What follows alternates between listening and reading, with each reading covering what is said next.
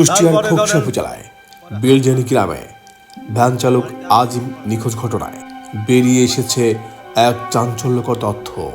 অভিযোগ উঠেছে জমি বিরোধকে কেন্দ্র করে পরিকল্পিতভাবে আত্মগোপনে ছিলেন তিনি এবং নিরীহ তিনটি পরিবারকে অপহরণ মামলায় ফাঁসানোর চেষ্টা করা হয়েছে।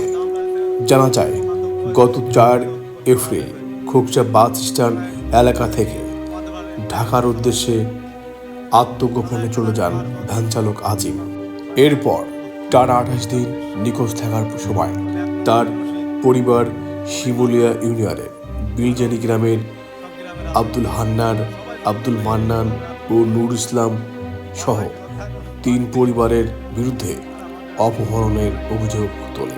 ভুক্তভোগীদের দাবি, মিথ্যা অভিযোগের ভিত্তিতে মানববন্ধন থানায় অভিযোগ এবং অপপ্রচার চালানো হয়।